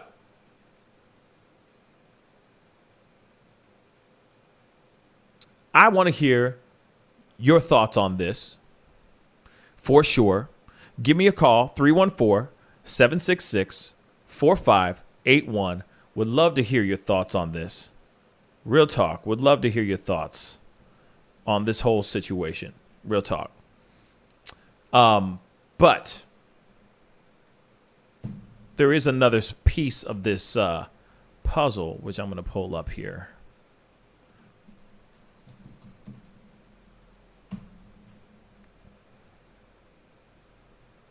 But what do you think, T? I think there's a common theme with every story you put up tonight, and it's lack of morals and leadership. Oop. Yes. I think I just got it. We got a phone call. Hey, you're on the mic with the Pascal Show. What's your name and where are you calling from? Well, my name is Yogi Fish, and I'm calling from parts unknown. Yo, what up, Yogi? The legend. Hey, Yogi. What's good, man? How you doing, Mr. Pascal and Mr. T? It's good to speak to you both directly. It's great to hear your voice, my brother. How are you, man? Oh, I call in on occasions. You know me. I got to wait for a special occasion. Yes. I said, okay, maybe I'll call in, say a few words. Yeah. In the midst of all this politics. Wasn't those politics periods drama? Wasn't that some good drama? That was good. That was a good year for drama, boy. Yeah, it was. That was some. There's a whole lot better going than on. a movie. Man. Every day was a mess. Whew. I'm telling you, it should just they Now should we're make back it a to movie. Boredom. Yeah. It's going to be boring for a little while. Right. Till Biden has a stroke or something, then we'll be like, oh, he's out. Yep. Oh, damn. Kamala brings some drama. Kamala, yeah. But she does something. But on your thing with it, because I live right here in the area. Yeah. And politicians don't like each other in this area. You know, they're at each other's throat all the time. But because of Trump, they all act like they all love each other. Right. So now that Trump's gone, they're like, okay, you got to go, Cuomo. You ain't running for president. You know what I mean? So everybody's jockeying for power positions. So now that Trump's gone, they're like, okay, you had your little moment, Cuomo. Now you're out of there. The mayor will be gone. You know, they're going after everybody's throat.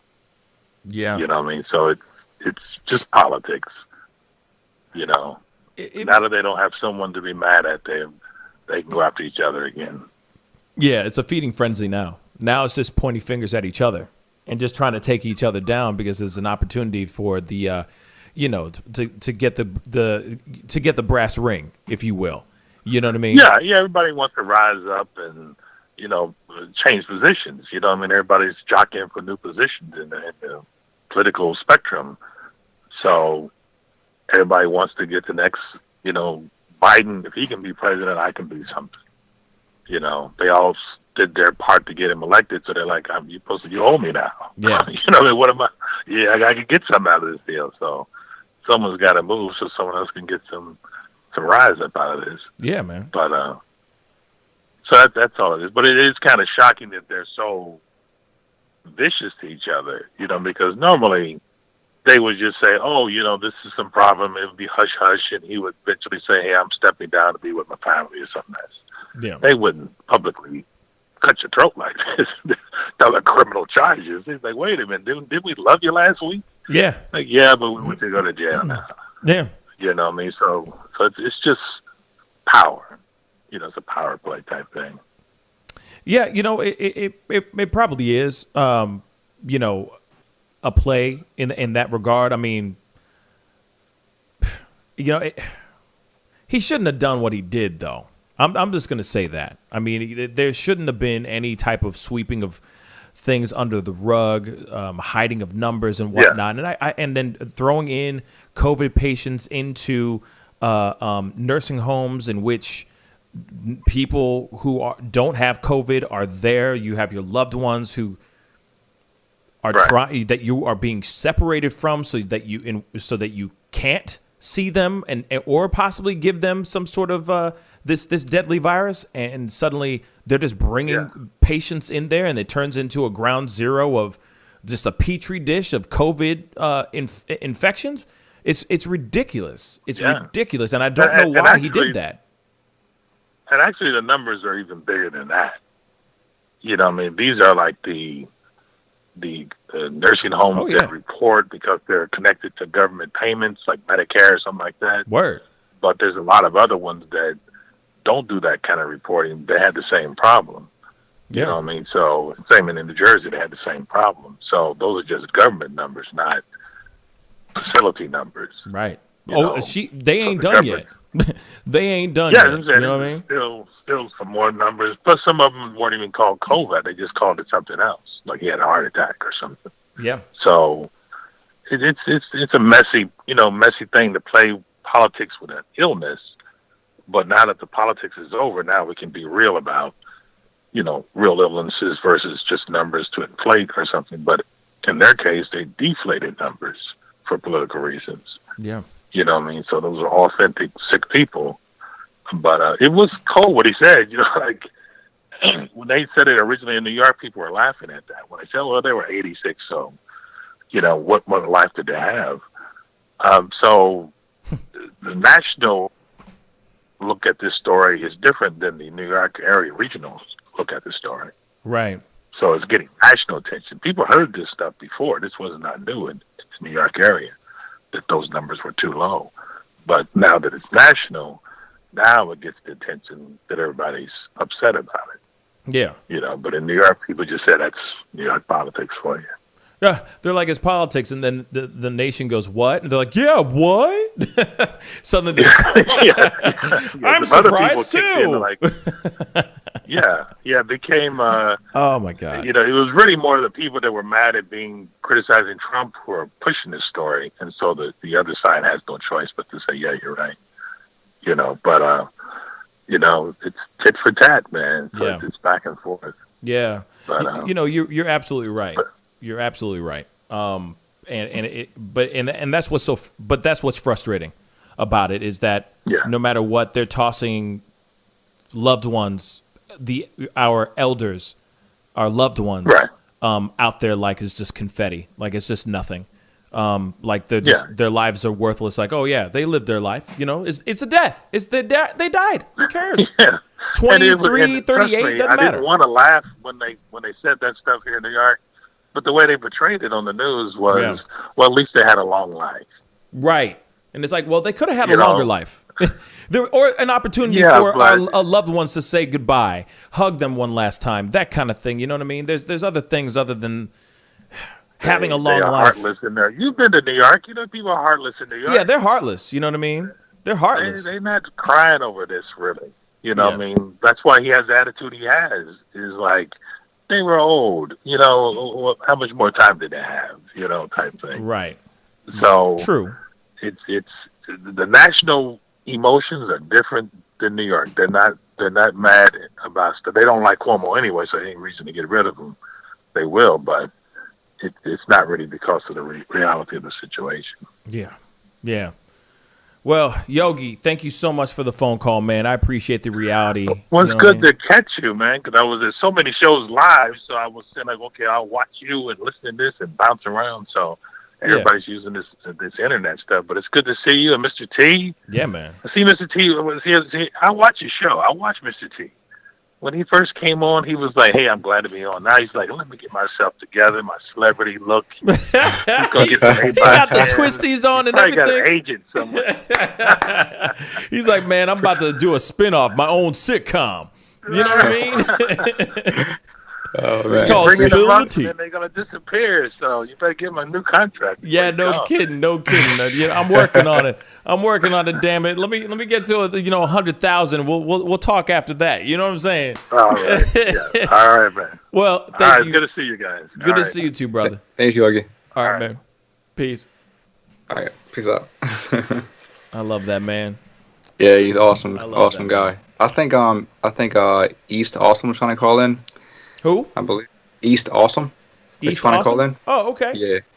Yeah. Yeah, phone lines are open, 314-766-4581. Give us a call. I got room for like one more phone call. So give me a call and let's get it popping. You know what I mean? What I need Yogi Fish to do for me, though, is that he just needs to read, like, I know that the yellow pages and the white pages don't exist no more, but he just needs to read like something for me. Maybe Lord of the Rings or something, like an audio tape, and it's just his voice reading it to me. You know what I mean? He is smooth. Yeah, it's like the he got that Morgan Freeman voice. You know what I'm saying? Billy D. Williams too. Yeah, Billy D. Williams. Why Yeah. not? You know what I mean? Billy D. Williams. Yeah, always goes down smooth. Colt. The 45. guy from is it Nationwide Insurance? Or is it Allstate? Maybe it was Allstate. Are you in good hands? That Yeah, guy? Yeah. That's a good one, too. He's got a good voice, too. Yeah. He reminds me of Morgan Freeman. You know what I mean? He's more of a Morgan Freeman, though, to me. It's like, God? What did you... I'm serious. When I go up to the pearly gates and I hear the voice of God, it's going to sound just like Morgan Freeman. I'm telling you, it will be Morgan Freeman in my head. For sure. You know what I mean? It brings me it gives me peace. It's ironic because Morgan Freeman is like an atheist, I think he is. He's an atheist. So. Oh, well. Yeah. Well, it's funny how he always plays God. He plays God, yeah. But he's got that voice. You know what I mean? I wish I could imitate Morgan Freeman. His voice is amazing. It's freaking amazing. But anyway, I guess that phone call's not going to come in, and that's totally fine. But there's plenty of other opportunities. There are plenty of opportunities for you guys to call in. I will be back on tomorrow night as well. I will be on tomorrow morning, too. We don't usually take phone calls in the morning, but you never know. Sometimes I do open up the phone lines, all depending on who's on and who's willing to chill and chop it up with me and everything. And it also depends on what kind of controversies are going to be going on throughout through overnight. I'm sure there will be something popping off aside from snow and power outages. To everybody out there in Texas that's watching this show right now, please stay warm. And second, please, thank you for watching the show. I really do appreciate it. Real talk. I hope you guys stay warm, stay safe, are able to find food, water, shelter. And, this is the time that everyone should be as neighborly AF. Lean towards the people that are around you. Get the help that you need. Don't be shy to tell somebody that you need help right now, because this is the time that we all should be leaning on each other. What's again? I'm trying to borrow some sugar from my neighbor. I always need some sugar in my house, man, but they ain't answered the door. What was he there? Did you hear him in there? Did you know he was there? Yeah, he was there. I always need my sugar, You need that Kool-Aid to be right. Yeah, I feel you probably had too much bass in your voice. That's probably what it was. Like in Bad Boys or something like that. You know what I mean? You gotta, higher up. I don't know. Sound less scary, I guess. I don't know. Oh, come on, man. I come off really, regular, not scary at all. But maybe it was dark, so yeah, that's what it was. Yeah. You're in the dark, knocking on the door. You know what I'm saying? With those twisties. He was probably extremely intimidated by the twisties, and he was just like, nah, man, he's too pretty. I can't do it. I can't do it. He too pretty. I'm done. I can't.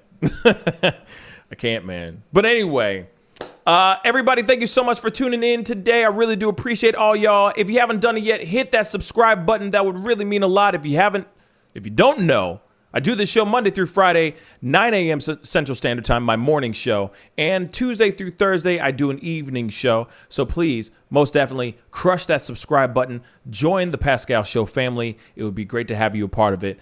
And yeah, man, T, thank you so much for being on. I really do appreciate it, bro. Thanks a lot, bro. Anytime. Anyway, guys, it's time to get going. I love all your beautiful, unbelievably cute-ass faces, even though I've never seen any of y'all's. I mean, I've seen some of y'all's, and y'all are cute. But no matter what, universally, everybody cute as hell. Especially everybody who's getting through this thing in Texas, y'all cute as hell. You know what I'm saying? Stay warm, stay safe, okay? Please. Black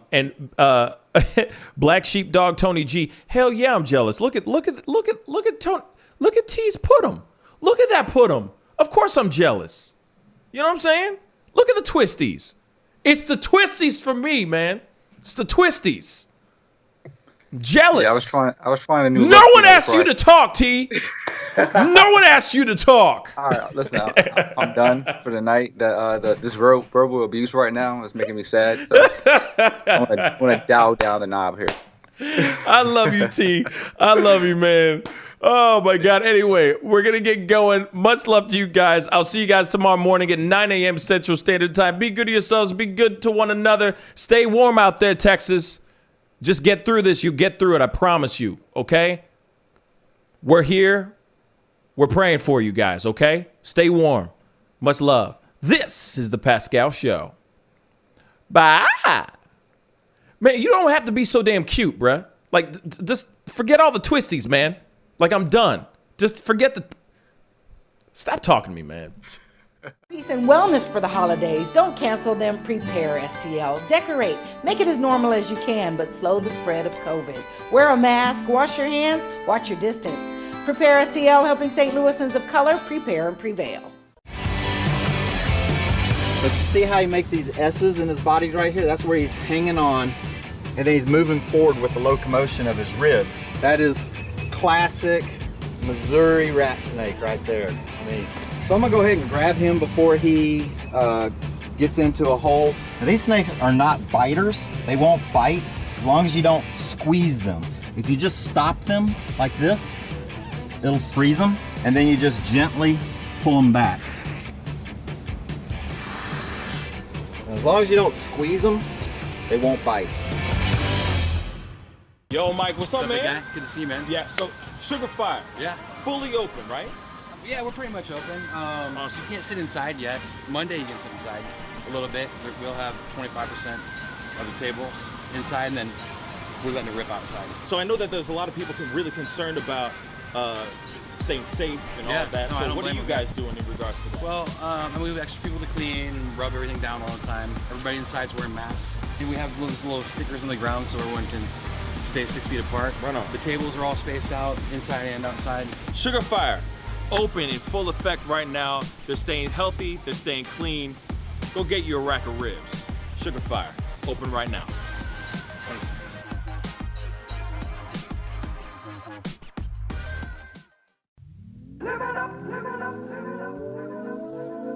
The Fur and Leather Center, providing the highest of fur and leather goods.